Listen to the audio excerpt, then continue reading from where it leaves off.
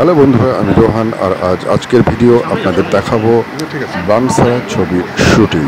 হ্যাঁ, আতিউল ইসলাম পরিচালিত এবং পিএম মুভিজ ব্যানারে নির্মিত এই ছবিটির শুটিং চলছিল কলকাতার শ্রীনারায়ণ স্টুডিওতে।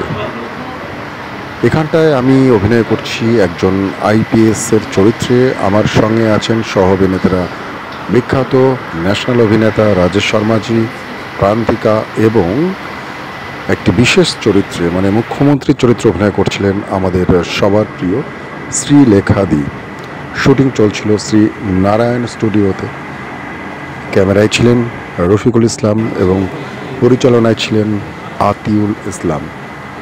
এই ছবি 2026-এর মধ্যেই রিলিজ হবে। ছবির মুখ্য চরিত্রে অভিনয় করেছেন বনি সেনগুপ্ত, অপরাজিতা আঢ্য এবং সেই সঙ্গে আরও অনেক টলিউডের নাম করা অভিনেতা অভিনেত্রীরা।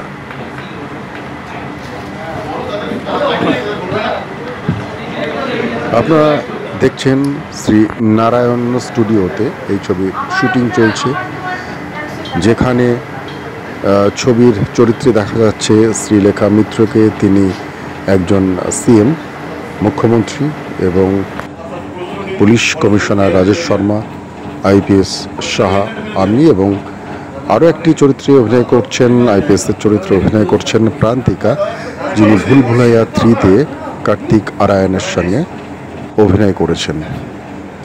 ছবির পটভূমি পুরুলিয়ার একটি গ্রাম বানসারাকে কেন্দ্র করে, যেখানটায় একটি দেবী গৌরিকা, আর সেই দেবীকে এবং সেই দেবীর ঘটনা নিয়ে ছবি। এখানে বনি সেনগুপ্ত একটি পুলিশের চরিত্রে অভিনয় করেছেন। আপনারা দেখলেন এই মুহূর্তে রফিকুল দাকে, যিনি এই ছবির জিওপি এবং চিফ অ্যাসিস্ট্যান্ট ছিলেন বুবাই, খুব ভালো কাজ করেছেন।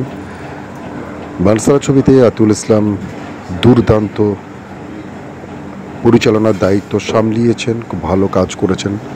ধন্যবাদ জানাই ছবির পরিচালক আতিউল ইসলামকে। ছবির প্রডিউসার সরফরাজ।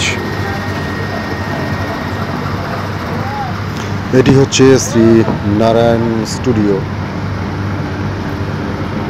আর আপনারা দেখতে পাচ্ছেন এখানটার যেসব আমরা টেকনিক্যাল পার্টস, ডিজে, ক্যামেরা এবং আর অন্যান্য জিনিস যেগুলো ইউজ করেছি সেগুলো এসকের ছিল, এসকের ভ্যান ছিল। আর লাইটসের দায়িত্ব সামলেছেন লাইটস অ্যান্ড লাইট। আমরা এই মুহূর্তে প্রবেশ করেছি শ্রী নারায়ণ স্টুডিওর ফ্লোরে, দোতলায়, যেখানটায় ছবির শ্যুট চলছে।